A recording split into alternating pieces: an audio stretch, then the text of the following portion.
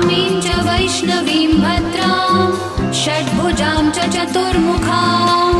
त्रिनेत्रां च त्रिशूलां च पद्मचक्रगदाधरां पीताम्बरधरां देवीं नानालङ्कारभूषितां तेजःपुञ्जधरां श्रेष्ठां ध्यायेत् बालकुमारिकाम् ओङ्कारलक्ष्मीरूपेण विष्णोर्हृदयमव्ययम् विष्णुमानन्दमध्यस्थं ह्रीङ्कारबीजरूपिणी ॐ क्लीं अमृतानन्दभद्रे सत्य आनन्ददायिनी